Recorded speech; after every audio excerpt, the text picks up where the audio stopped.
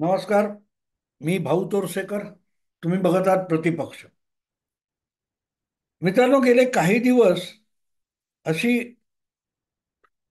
माध्यमातून आणि वेगवेगळ्या माध्यमातून एक चर्चा कानावर पडते आणि तो विषय एका वेगळ्या बाजूने बघणं आवश्यक असं मला वाटलं. आणि म्हणून मी हा विषय घेतलाय, तो असा की महाविकास आघाडीला काय धाड भरली. कारण महाविकास आघाडी म्हणून जी काय लोकसभा आणि विधानसभा निवडणुकीत लढलेली एक आघाडी आहे, गठबंधन आहे, त्यातले जे तीन प्रमुख पक्ष आहेत, या पक्षांनी विधानसभा निवडणुका संपल्यानंतर जवळजवळ 2.5-3 महिन्यामध्ये काहीच केलेलं नाही. काही म्हणजे काहीच केलेलं नाही.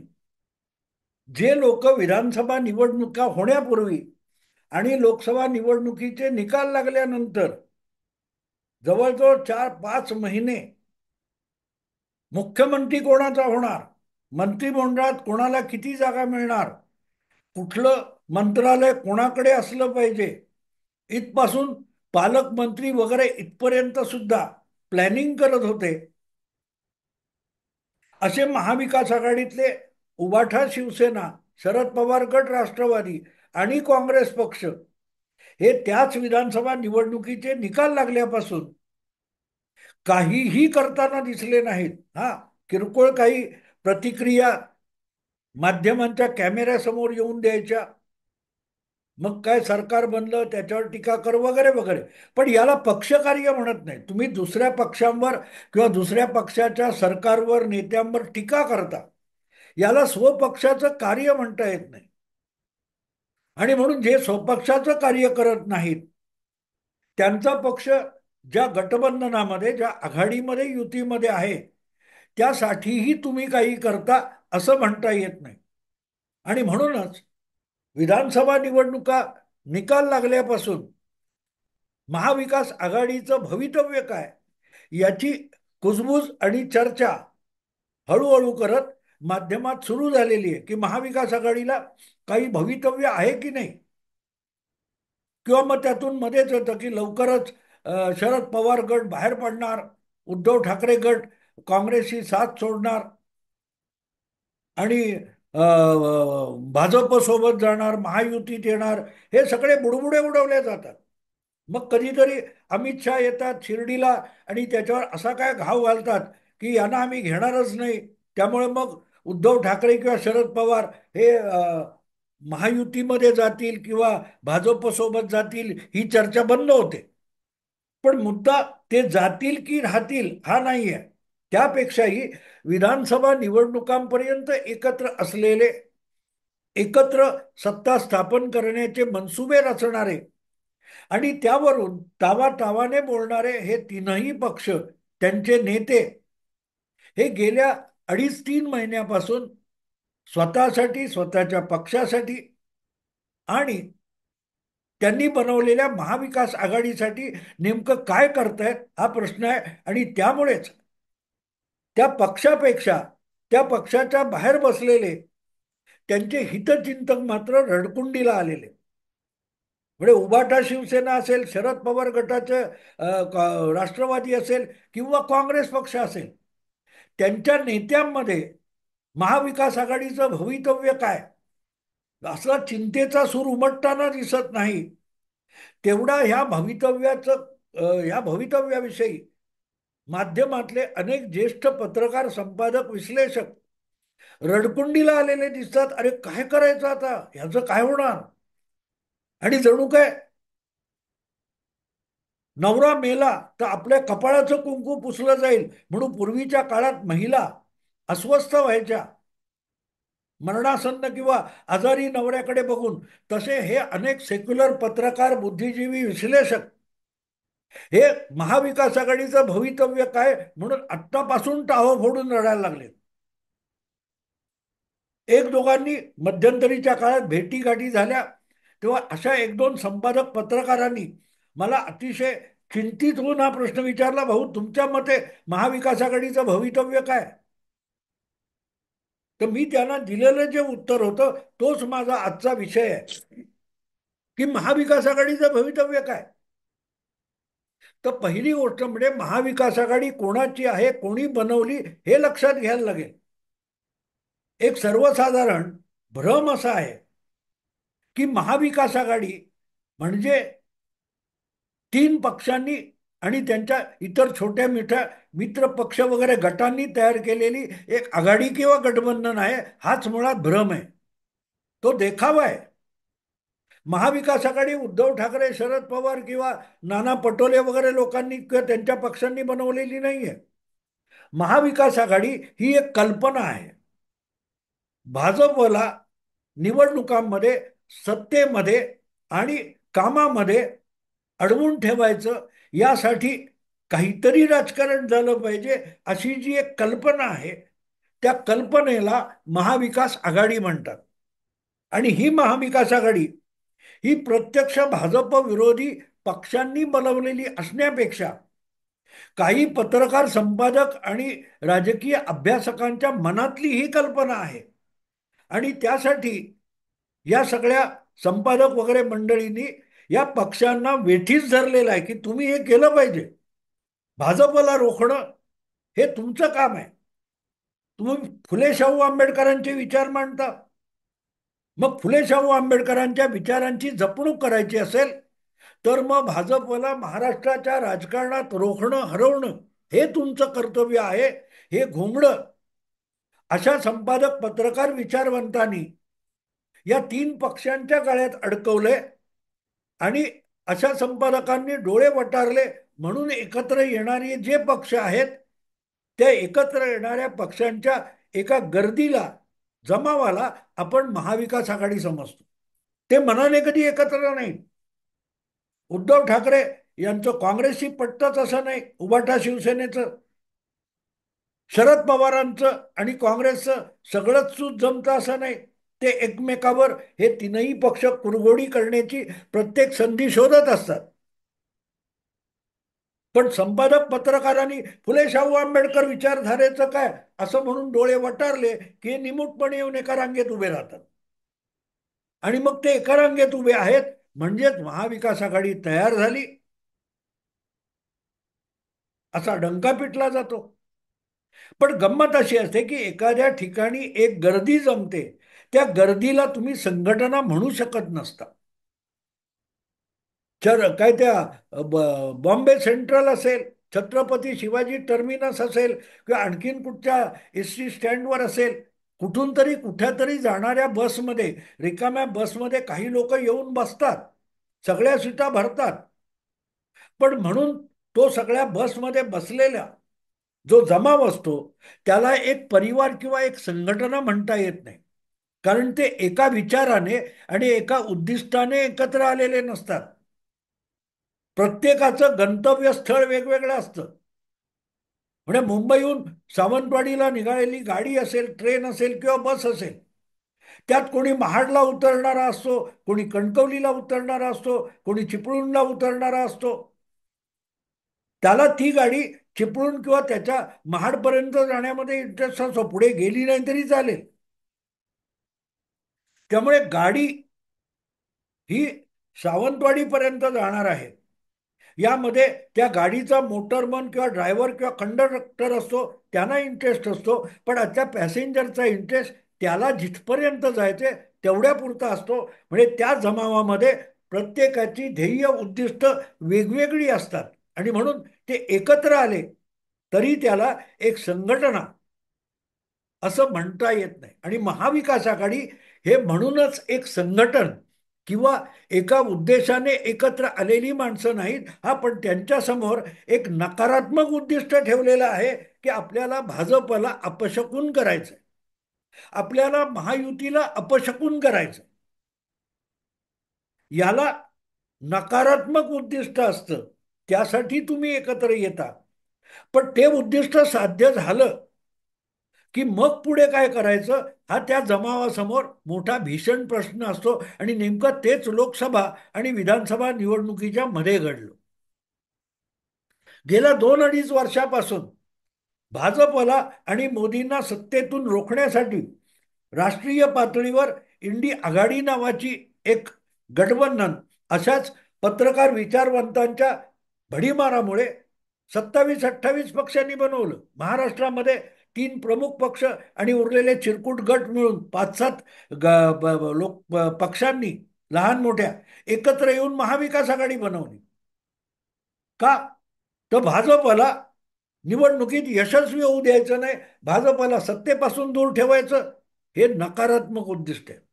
आपल्याला सत्ता मिळवायची आहे, आपल्याला सत्ता राबवायची आहे आणि आपल्याला महाराष्ट्रात सत्तेचा सदुपयोग करून दाखवायचा आहे, असं काही उद्दिष्ट असेल तर ते सकारात्मक असतं आणि त्यासाठी तुमच्या डोक्यात काही कल्पना असतात.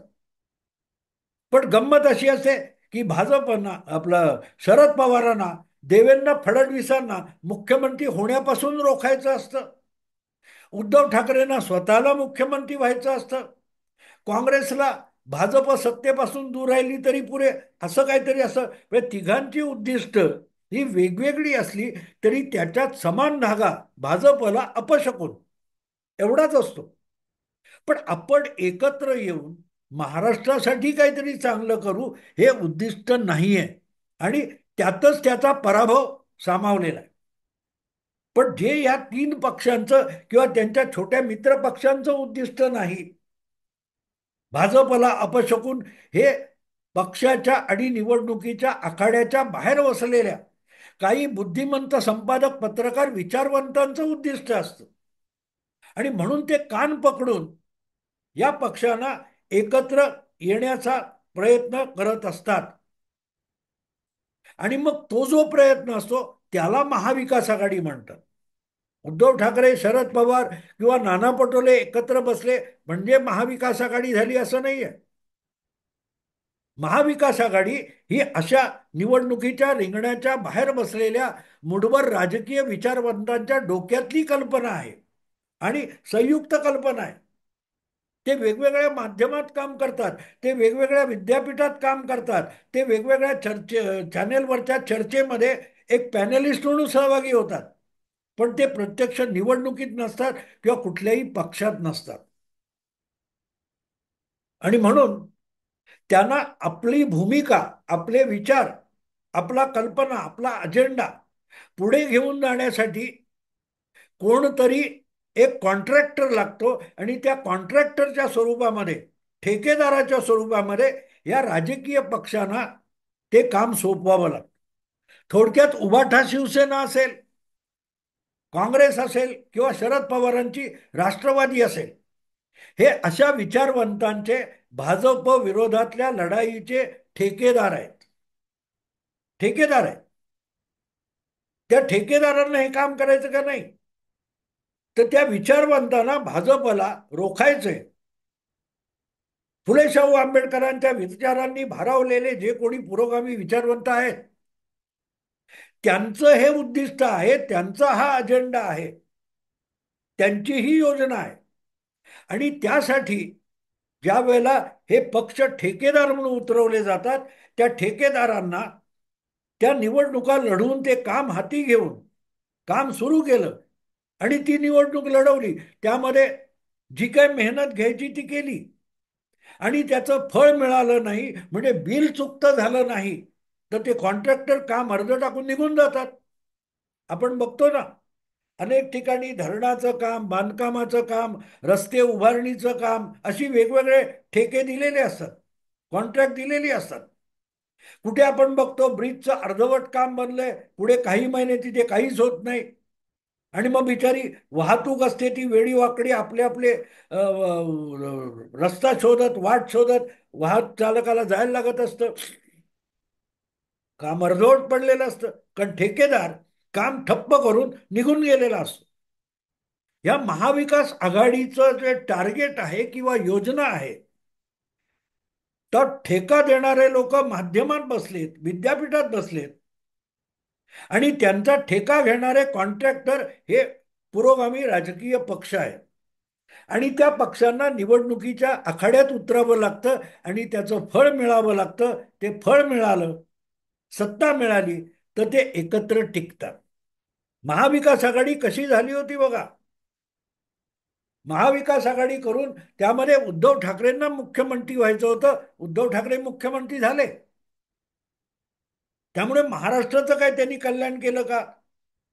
सगळ्या विकास योजनांना फक्त स्थगिती देणं आणि कुठलीही विकास योजना मार्गस्थ होईल किंवा अधिक चांगली वेगाने पुढे सरकेल असं उद्धव ठाकरेंनी काय केलं होतं?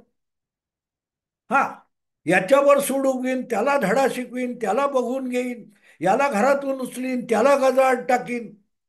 हे उद्धव ठाकरे आपापल्या पद्धतीने व्यक्तिगत सूड भावनेने काम करत होते. शरद पवारांना आपला प्रतिस्पर्धी असलेल्या तरुण देवेंद्र फडणवीसाला सत्तेपासून बाहेर ठेवायचं होतं. त्यांचं उद्दिष्ट तेवढंच होतं. आणि मग आपल्या सहकार्यांना सत्तेचा वाटा मिळाला पाहिजे म्हणून मंत्रिपदं मिळालेली होती. ते तेवढ्यात खुश होते. बाकी महाराष्ट्राचं काय व्हायचं ते होईल. काँग्रेसला दीर्घकाळ सत्तेबाहेर बसलोय आणि स्वबळावर जिंकता येत नसेल तर 4 मंत्रिपदं आणि सत्तापदं मिळत असतील तर काँग्रेसला त्यामध्ये रस होता. फुले शाहू आंबेडकरांचा विचार किंवा पुरोगामी विचारधारा याच्याशी या तीनही पक्षांना कसलंही कर्तव्य नव्हतं. आणि महाराष्ट्राच्या विकासाचा कसलाही आराखडा त्यांच्या समोर नव्हता. आणि ज्यांच्या डोक्यातून ह्या असल्या आघाडीच्या आणि भाजपला अपशकुन करण्याच्या कल्पना येतात त्यांच्यासमोरही महाराष्ट्र ही भूमिका नाहीये. महाराष्ट्राच्या विकासाची भूमिका नाही. तुम्ही चर्चा करणारे चॅनेलवरचे याविषयी चर्चा करणारे लोक जर बारकाईने बघितले तर तुमच्या लक्षात येईल की महाविकास आघाडीचं काय होणार. अशी हे सगळे अभ्यासक विश्लेषक चर्चा करतात. महाराष्ट्राचं काय होणार असं त्यांच्या चर्चेत तुम्हाला कुठेही सापडणार नाही. कुठेही नाही. त्यांना चिंता आपल्या विचारानुसार आपण भाजपला आर एस एसला हिंदुत्वाला अपशकुन करायचा आपला अजेंडा आहे. तो अपशकुन होणार की नाही याची त्यांना चिंता आहे. भाजपची ताकद वाढते का म्हणजे हिंदुत्वाची ताकद वाढते का आणि म्हणजेच भाजपला अपशकुन होत नाही याची चिंता त्यांना आहे. महाराष्ट्राचं काय होईल याची फिकीर नाहीये. आणि म्हणून महाविकास आघाडी नावाची जी काही गोष्ट आहे ती एक कल्पना आहे. असे पत्रकार विचारवंत वगैरे त्यांच्या डोक्यातली ही कल्पना आहे. त्याचा या पक्षांनी एकत्र बसणं किंवा एकत्र असणं नसणं याच्याशी काही कर्तव्य नाही. आता तुम्ही वेगळ्या पातळीवर विचार करा. लोकसभा निवडणुकीच्या वेळेला अशा रीतीने भाजपला सत्तेच्या बाहेर बसवणं हा केंद्रबिंदू घेऊन इंडी अलायन्स तयार झालेली होती. भाजपचं बहुमत कमी झालं मान्य आहे. पण तरीही एनडीए म्हणून भाजपने जी आघाडी बनवली होती त्या आघाडीला जवळजवळ काय 293 वगैरे जागा मिळाल्या. म्हणजे आघाडीला बहुमत मिळालं आणि परत त्या आघाडीचा नेता म्हणून नरेंद्र मोदी तिसऱ्यांदा पंतप्रधान झाले. मग यांची चर्चा काय सुरू झाली. ठीक आहे, तुम्ही फुले शाहू आंबेडकर किंवा पुरोगामी विचारधारा वगैरे वगैरे जे काय आहे लिबरल मार्क्सिस्ट वगैरे त्यांनी भाजपला अपशकून घडवला हे मान्य करायला पाहिजे. पण मग तुम्ही ज्यांना हा ठेका दिला होता इंडी अलायन्स म्हणून वेगवेगळ्या पक्षांना त्यांची अपेक्षा सत्ता मिळण्याची होती. आणि ती सत्ता मिळत नसेल तर मग आपल्या विचारांच्या विरोधात निवडून आलेले हिंदुत्वाच्या खांद्यावर हात ठेवून निवडून आलेले तुमचे चंद्राबाबू नायडू किंवा नितीश कुमार हे आपल्या बरोबर येतील आणि आपण सत्ता बनवू हाच विचार तेव्हा घोळत होता ना.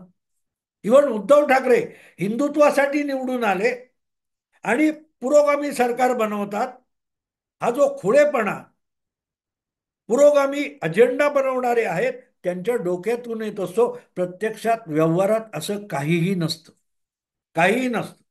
तेव्हा महाविकास आघाडी हा कुठलाही वैचारिक लढा नाहीये. महाविकास आघाडी ही 2 गटात आहे.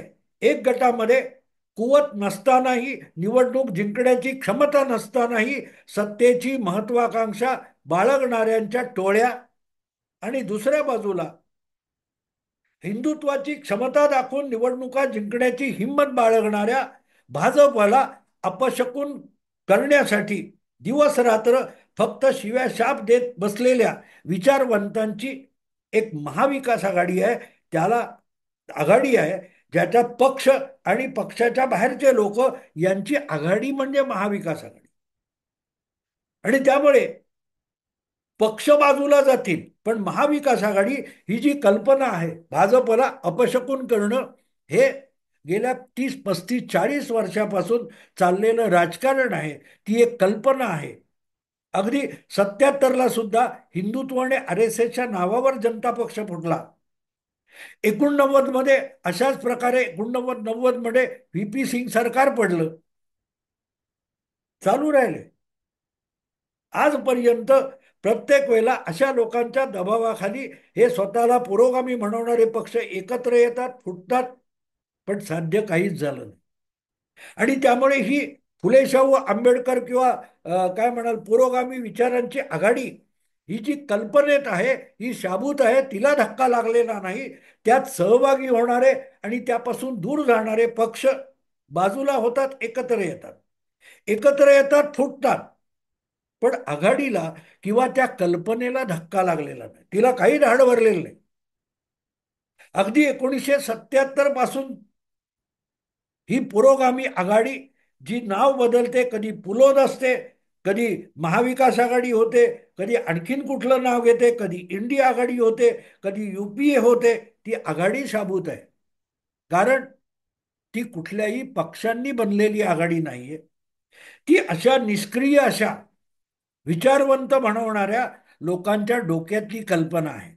तेव्हा निवडणुका कोणीही जिंको कोणीही हरो, महाविकास आघाडी म्हणून चालणारे 3 पक्ष एकत्र राहोत किंवा आपापल्या वाटेने निघून जावोत. महाविकास आघाडीला काहीही धाड भरलेली नाही, कारण ती अनेक पुरोगामी पत्रकारांच्या मेंदूतली डोक्यातली कल्पना आहे. तेव्हा चिंता करू नका, महाविकास आघाडीला कसलीही धाड भरलेली नाही. अजूनही 10 पराभव झाले पुरोगामी पक्षांचे तरी महाविकास आघाडी शाबूत राहील, कारण ती फक्त कल्पना आहे. मित्रांनो, आता इथेच थांबतो. आवडलं लाईक करा, शेअर करा आणि प्रतिपक्षाला सबस्क्राईब करा. नमस्कार.